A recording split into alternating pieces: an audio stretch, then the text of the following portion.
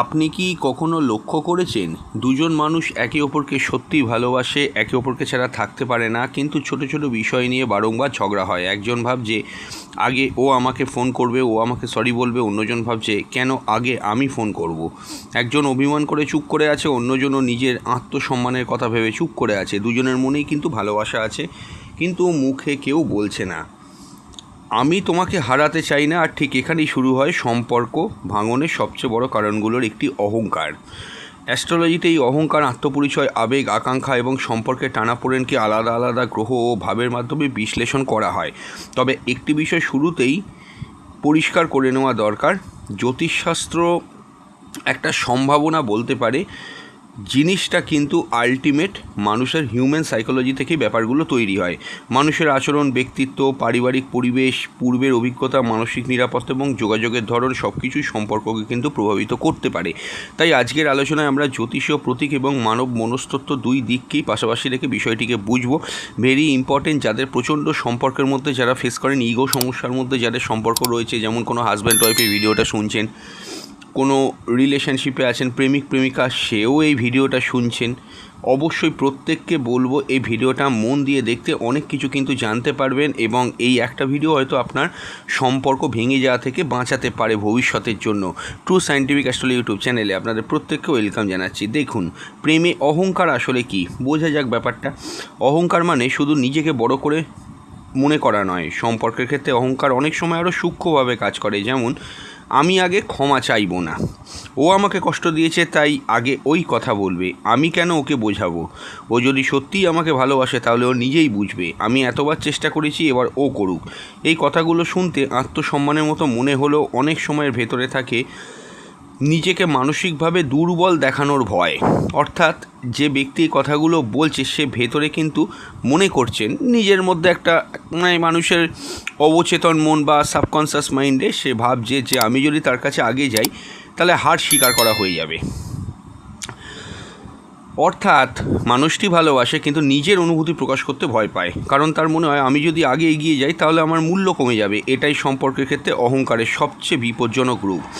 দ্বিতীয় যে প্রশ্ন আসে, জ্যোতিষশাস্ত্রে অহংকারের সঙ্গে কোন গ্রহ সম্পর্কিত। প্রথমেই আসি সূর্য। সূর্য এমনই একটা গ্রহ, আত্মপরিচয়, আত্মসম্মান, ব্যক্তিত্ব, নেতৃত্ব, মর্যাদা, নিজের অবস্থান। তাই জন্মচকে সূর্যের অবস্থান এবং তার সঙ্গে অন্যান্য গ্রহের সম্পর্ক মানুষের আত্মপরিচয় ও আত্মসম্মানের প্রকাশভঙ্গি বোঝার ক্ষেত্রে গুরুত্বপূর্ণ প্রতীক হিসাবে ব্যবহৃত হয়। দেখুন, ইন জেনারেল সূর্যের মধ্যে কিন্তু প্রেমের কোনো গ্রহ নেই। এই সূর্য যদি কোনোভাবে বার্থ চার্টে লক্ষ্য করে দেখবেন, আমি ছোট্ট করে বলে দিচ্ছি, যদি সপ্তম ভাবের মধ্যে অবস্থান করে কারুর, বা কারুর পঞ্চম ভাবে অবস্থান করে, বা লগ্নে অবস্থান করে, বা কোনোভাবে সূর্য তার জন্মছকে প্রচণ্ড স্ট্রং আছে, লক্ষ্য করে দেখবেন। বা দ্বিতীয়ভাবে রবি কিন্তু খুব স্ট্রং আছে, দ্বিতীয়পতি রবি, সেটা একমাত্র কর্কট লগ্নের জন্যই সম্ভব। সে রবিটা খুব ভালো পাওয়ারফুল পজিশনে আসে।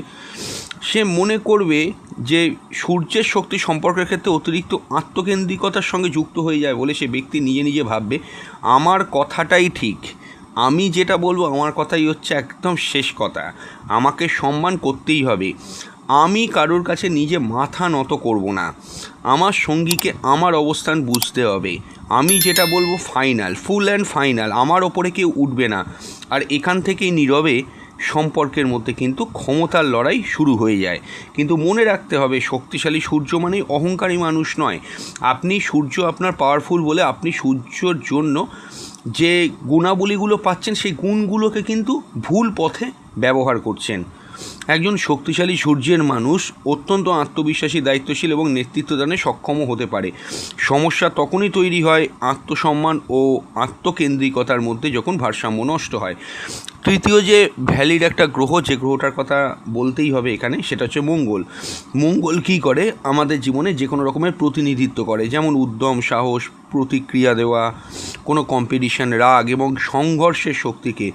প্রেমের সম্পর্কে মঙ্গলের ভারসাম্যহীন প্রকাশ হলে ছোট বিষয়ও বড় সংঘর্ষে পরিণত হতে পারে।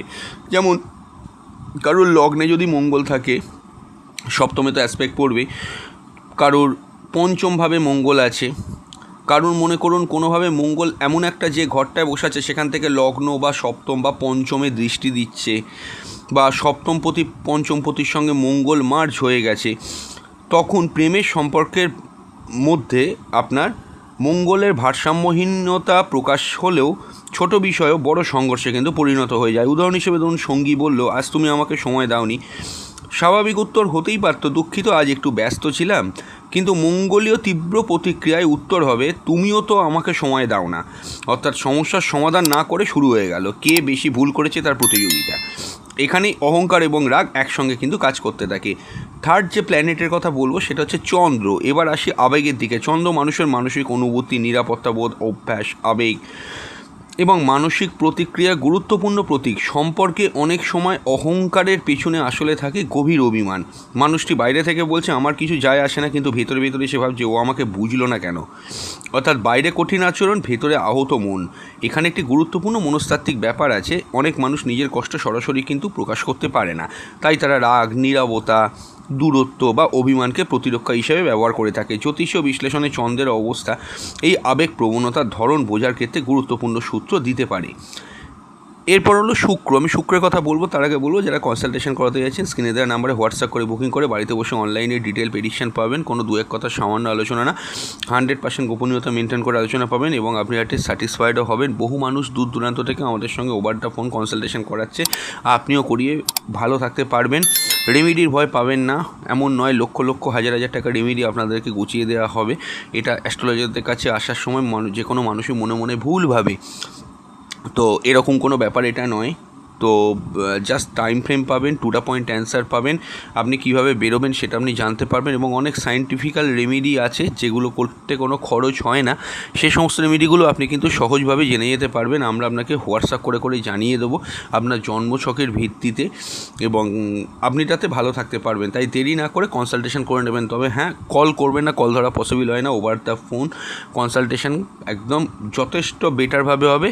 এবং এটাও বলে দেবো যে বুকিং করবেন হোয়াটসঅ্যাপে, ডেট টাইম প্লেস দেবেন এবং আপনার যা যা সমস্যা আছে সেগুলো পরপর লিখবেন এবং যা কোশ্চেন্স আছে সেগুলো একদম পরিষ্কার লিখবেন। আমরা একদিন পর পুরো স্টাডি করে আপনাকে কল করে ডিটেলেই কিন্তু সব কিছু জানিয়ে দেবো, আপনি স্যাটিসফাইড হবেন। হ্যাঁ, শুক্র হলো প্রেম, জেনারেল আকর্ষণ, সুখের চাহিদা, সৌন্দর্য, সম্পর্কের আনন্দ এবং পারস্পরিক স্নেহের ক্ষেত্রে শুক্র অত্যন্ত গুরুত্বপূর্ণ এক প্রতীক। শুক্র সম্পর্কের ক্ষেত্রে শেখায় আনন্দ ভাগ করে নিতে, সঙ্গীর প্রতি আকর্ষণ অনুভব করতে, সৌন্দর্য দেখতে এবং সবচেয়ে গুরুত্বপূর্ণ সম্পর্ককে শুধু নিজের চাহিদা দিয়ে নয়, দুজনের পারস্পরিক অনুভূতি দিয়ে দেখতে। যখন সম্পর্কের মধ্যে শুক্রীয় কোমলতা কমে যায় এবং আত্মকেন্দ্রিকতা বাড়তে থাকে, তখন ভালোবাসা ধীরে ধীরে প্রতিযোগিতায় পরিণত হতে পারে। তখন প্রশ্ন হয় না আমরা কিভাবে ভালো থাকবো, প্রশ্ন হয়ে যায় কে জিতবে। আর সম্পর্কের সবচেয়ে বড় ভুল এখানেই, কারণ প্রেমে যদি একজন জেতে অন্যজন হারে তাহলে শেষ পর্যন্ত দুজনেই হেরে যাবে। ব্যাপারটা কী হয়, সপ্তমে যদি শুক্র খুব পীড়িত হয়ে যায়, পঞ্চমে শুক্র পীড়িত হয়, শুক্র যে কোনোভাবেই দুর্বল হতে পারে, একটা গ্রহ শুধু শুক্র বলে না, যেমন শুক্র রবি থেকেও শুক্র অনেকটা দুর্বল হয়ে যায়। বা শুক্র যদি এমন কোনো নক্ষত্রে থাকে যে নক্ষত্রটা পুরো একটা, যেমন ধরুন রবির নক্ষত্রে বসে আছে, এই রকম কোনো নক্ষত্রে বসে থাকলে সেখানেও কিন্তু প্রবলেম হতে পারে। শুক্র নিচস্থ থাকলে মানুষ নিজের মূল্যবোধ বোঝে না। শুক্র খুব দুর্বল থাকলে মানুষ নিজের ভ্যালুটাকে প্রপারলি আইডেন্টিফাই করতে পারে না, দেরি হয়। এটা কিন্তু ভীষণ বড় প্রবলেম। ষষ্ঠ মানে 6 নম্বর যেখানে পয়েন্টটা রাখবো সেটা হচ্ছে রাহু সম্পর্কের ক্ষেত্রে অতিরিক্ত মাত্রায় আকাঙ্ক্ষা, একটা আনএক্সপেক্টেড বা আনলিমিটেড এক্সপেকটেশন, মানসিক বিভ্রান্তি, মোহ এবং অসন্তুষ্টির প্রতীক হিসাবে জ্যোতিষীয় ব্যাখ্যায় ব্যবহার হয়। রাহুর প্রভাব যখন সম্পর্কের প্রতীকগুলোর সঙ্গে যুক্ত হয়ে যায় তখন মানুষের চাহিদা অনেক সময় বাস্তবতার তুলনায় বড় হয়ে যেতে পারে। সে ভাবতে পারে আমার সঙ্গী আমাকে সব সময় বুঝবে, আমার প্রত্যাশা সবসময় পূরণ হবে, কারণ রাহু তো আনলিমিটেড, ও আমাকে অন্য কারোর মতো ভালোবাসবে। কিন্তু বাস্তব সম্পর্ক কখনো কিন্তু দেখুন নিখুঁত হতে পারে না। আর প্রত্যাশা যত বাড়বে হতাশার সম্ভাবনাও তত বাড়বে। তখন হতাশা থেকে তৈরি হয় অভিমান, অভিমান থেকে নীরবতা, নীরবতা থেকে হয়ে যায় দূরত্ব, আর দূরত্ব থেকে সম্পর্ক ভেঙে যাওয়ার পরিস্থিতি কিন্তু তৈরি হতে পারে। এরপর আপনারা নিজেরাও জানেন কেতুর বিচ্ছিন্নতার প্রভাব, পুরনো দর্শক বন্ধুরা প্রত্যেকেই জানেন, আমরা অনেকবার আমাদের চ্যানেলে ভিডিও করেছি, আপনারা দেখেছেন। এবং নতুন দর্শক বন্ধুদের জন্য ছোট করে বলি, কেতুও কিন্তু সম্যক ভূমিকা রাখে। কেতুকে জ্যোতিষীয় প্রতীকে বিচ্ছিন্নতা, অনাসক্তি এবং হঠাৎ দূরত্বের সঙ্গে যুক্ত করা হয়। সম্পর্কের ক্ষেত্রে এর একটি বিরাট প্রকাশ হতে পারে। যা হবে হোক, আমি আর কিছু বলবো না। সম্পর্ক থাকলো কি গেল, আমার কিছু যায় আসে না। কিন্তু অনেক সময় এই উদাসীনতার পেছনেও থাকে গভীর মানসিক আঘাত। অর্থাৎ ব্যক্তি সত্যি অনুভূতি নয়, বরং সে অনুভূতিকে বন্ধ করে দিয়েছে। অনেকে বলে না যে আমি ধাক্কা খেতে খেতে একদম সেট হয়ে গেছি, আর আমার কিছু গায়ে লাগে না, সে থাকলো কি গেল আমার কিছু ব্যাপার নয়, এরম তো বলে। বিবাহিত জীবনেও দেখেছি, আপনারাও জানেন, প্রেমের জীবনেও হয়েছে। যদি লগ্ন, পঞ্চম, সপ্তম এগুলো হচ্ছে সম্পর্কের কোর হাউস, এই সমস্ত ঘরগুলোতে বা লগ্নপতি, পঞ্চমপতি, সপ্তমপতির সঙ্গে কেতু যুক্ত হয়, বা নবাংশ যাতে কোনোভাবে যেটা লগ্ন পড়েছে তার সপ্তমের সঙ্গে কেতু কোনোভাবে কানেক্ট হয়ে যায়, পঞ্চমের সঙ্গে কোনোভাবে কেতু কানেক্ট হয়ে যায়, লগ্নের সঙ্গে সেখানে কেতু কানেক্ট হয়ে যায়, বা ডিভিশনাল চার্টে ধরুন আপনি সপ্তমাংশ দেখছেন, সেখানেও যদি কেতুর অবস্থান সম্পর্কের গ্রহগুলোর সঙ্গে হয়ে থাকে, এই সমস্যাগুলো কিন্তু হতেই থাকবে। তবে একটা কথা বলা ভালো, শুধু লগ্ন চার্ট ছাড়াও D9 অর্থাৎ নবাংশ চার্ট, যেটা ডিভিশনাল চার্ট বলা হয়, তারপরে আপনার সপ্তমাংশ যে চার্ট আছে, এই ডিটেল চার্টগুলো অ্যানালাইসিস করলে, দশা অন্তর্দশা দেখলে অবশ্যই একজন ট্রু সায়েন্টিফিক অ্যাস্ট্রোলজার বলে দিতেই পারে। অনেকেই বলে দেয়, আমার সামনে অনেক অ্যাস্ট্রোলজার বন্ধু আছে, তারা এরকম মেনশন করে বলে দিয়েছে, আমরা নিজেরাও গিয়ে দেখেছি, বা আমার চেনা পরিচিত যারা অ্যাস্ট্রোলজার আছে তারা প্রত্যেকেই কিন্তু বলে দেয় যে এই সময়টা থেকে এই প্রবলেমগুলো আসতে পারে, এখন থেকে এগুলো সংশোধন করো। ওই জন্য একটা অ্যাস্ট্রোলজারের কাছে সবার আগে যাওয়া প্রয়োজন, সঠিক জিনিসটা জানার জন্য, সেইভাবে নিজেকে তৈরি করার জন্য। দেখুন, সপ্তম ঘর নিয়ে বলছি, সম্পর্ক এবং বিবাহ বিশ্লেষণে সপ্তম ভাব অত্যন্ত গুরুত্বপূর্ণ। পঞ্চমের ম্যাচুরিটি হয় সপ্তমে, কিন্তু শুধু সপ্তম ভাব দেখেই প্রেম বা দাম্পত্য সম্পর্কে সম্পূর্ণ বিচার করা ঠিক নয়। দেখতে হবে সপ্তম ভাবের অধিপতি শুক্র, চন্দ্র, লগ্ন এবং লগ্নেশ অর্থাৎ লগ্নপতি এবং সম্পর্কের সঙ্গে যুক্ত অন্যান্য গ্রহের পারস্পরিক সম্পর্ক। কারণ সম্পর্কের সমস্যা কখনো শুধু একটি গ্রহের কারণে হয় না, এটি সাধারণত বহু প্রতীকী সম্মিলিত ফল হিসেবে বিশ্লেষণ করা হয়। দেখুন, প্রেমে অহংকারের কয়েকটি সাধারণ জ্যোতিষীয় ইঙ্গিত। এখন কয়েকটা সম্ভাব্য অ্যাস্ট্রোলজিক্যাল কানেকশান বলে দিচ্ছে, খুব কমন, এর বাইরেও প্রচুর কানেকশান হয়, তবে আমি এখানে কিছু সম্ভাব্য কারণ বলছি। প্রথমত, সূর্য ও সপ্তম ভাব বা সপ্তমেশের মধ্যে কঠিন সম্পর্ক। এটি কখনো কখনো সম্পর্কের মধ্যে আত্মপরিচয় এবং অংশীদারিত্বের মধ্যে সংঘাতের প্রতীক আনতে পারে। দ্বিতীয়ত, মঙ্গল ও সপ্তম ভাবের তীব্র সম্পর্ক, এতে দ্রুত উত্তেজনা, তর্ক বা প্রতিক্রিয়াশীলতার প্রবণতা দেখা দিতে পারে। তৃতীয়ত, রাহু ও সম্পর্কের সূচকগুলো শক্তিশালী সংযোগ, এতে অতিরিক্ত প্রত্যাশা, মোহ, সন্দেহ বা অস্থিরতার প্রবণতা দেখা দিতে পারে। চতুর্থত, চন্দ্রের একটা অস্থিরতা, এতে আবেগ দ্রুত পরিবর্তিত হতে পারে এবং ব্যক্তি ছোট ঘটনাকেও গভীরভাবে কিন্তু অনুভব করতে পারে। পঞ্চমত, শুক্রের ওপর কঠিন প্রভাব, এটি সম্পর্কে আনন্দ, প্রকাশভঙ্গি বা আবেগগত সামঞ্জস্য চ্যালেঞ্জের প্রতীক হতে পারে। তবে আবারও বলবো, কোনো একটি অবস্থান থেকে এই মানুষটি অহংকারী বা এই সম্পর্ক ভেঙে যাবে এমন সিদ্ধান্ত নেওয়া বৈজ্ঞানিক বা দায়িত্বশীল জ্যোতিষীয় বিশ্লেষণ নয়। সম্পূর্ণ জন্মছক এবং বাস্তব জীবনের আচরণ দুটিকেই বিবেচনা করতে হবে। ধরুন, একজন মানুষ তার সঙ্গীর ওপর খুব রেগে গেছে, সঙ্গী একটি ভুল করেছে, সে চাইছে অপরজনাকে ক্ষমা চাক। অন্যজন একই রকমভাবে ভাবছে, আমি কেন আগে ক্ষমা চাইবো। একদিন গেল, 2 দিন গেল, 1 সপ্তাহ চলে গেল, দুজনেই একে অপরকে ভালোবাসে, কিন্তু কেউ যোগাযোগ করছে না। এখন প্রশ্ন, সম্পর্কটা কি সত্যি ভালোবাসার অভাবে ভেঙে গেল? না, অনেক সময় সম্পর্ক ভেঙে যায় দুজনে ভালোবাসার মাঝখানে দাঁড়িয়ে থাকা অহংকারের কারণে। দেখুন, একটা জিনিস আমাদেরকে বুঝতে হবে, আত্মসম্মান ও অহংকারের পার্থক্যটা ঠিক কোন জায়গাটায়। আমি বলবো, তার আগে বলবো, যারা যারা কনসালটেশন করাতে পারছে না তারা মান্থলি 59 টাকা আমাদের চ্যানেলের মেম্বারশিপ নিতে পারেন। মাত্র 59 টাকায় আমাদের চ্যানেলে ঢুকে জয়েন বাটনে ক্লিক করে মেম্বারশিপ অপশানটা অ্যাক্টিভেট করুন। হোয়াটসঅ্যাপ করে জানিয়ে দেবেন আপনি মেম্বার হয়েছেন, আমরা আপনাদেরকে আমাদের অফিসিয়াল গ্রুপে অ্যাড করে নেব। তাহলে ওখানে সমস্ত রকম আপডেট পাবেন। কী কী সুবিধা পাবেন? মাসে একবার যে কোনো একটি প্রশ্ন আপনারা নিজেদের সম্পর্কে জেনে যেতে পারবেন। বিভিন্ন পুজো, পাঠ, তিথি, নক্ষত্র সমস্ত কিছু কিন্তু আপনাদেরকে পার্সোনালি হোয়াটসঅ্যাপ করে জানিয়ে দেওয়া হবে। এবং অবশ্যই এই কথাটা না বললে নয়, তার সঙ্গে আপনার যদি কোনো সমস্যা থাকে তার বেসিসে রেমেডি করাতে পারছেন না, আমরা সায়েন্টিফিকভাবে আপনার রেমেডি প্রোভাইড করে দেবো এবং আপনি তাতে স্যাটিসফাইডও হবেন। এবং এটা ছাড়াও আমি আপনাকে বলবো যে ওখানে আপনাদের মেম্বারদের জন্য আমাদের চ্যানেলে মেম্বারস অনলি কন্টেন্ট সেকশানে প্রতি মাসে 1 বা 2 ভিডিও আপলোড করা হয়। এখনও অনেক ভিডিও আপলোড আছে। যারা মেম্বার হবেন অবশ্যই মেম্বারস অনলি কন্টেন্ট সেকশান থেকে ভিডিওগুলোকে দেখে নেবেন। এটা ছাড়াও আমি আপনাদেরকে বলবো যে আপনাদের যদি কোনো সমস্যা থাকে সেই সমস্যা নিয়ে অবশ্যই কিন্তু আমাদেরকে জানালে আমরা তার বেসিসে সায়েন্টিফিক রেমেডি প্রোভাইড করে দেবো, আপনি তাতে স্যাটিসফাইডও হবেন। তবে যারা কনসালটেশন করাতে পারছেন না তারা মেম্বারশিপ অপশান অ্যাক্টিভেট করুন। আবারও বলবো, চ্যানেলে ঢুকে জয়েন বাটনে ক্লিক করে মেম্বারশিপ অপশান অ্যাক্টিভেট করে আমাদেরকে হোয়াটসঅ্যাপে জানাবেন। হ্যাঁ, দেখুন, এটি অত্যন্ত গুরুত্বপূর্ণ। আত্মসম্মান বলে আমাকে অসম্মান করা হলে আমি সীমা তৈরি করব।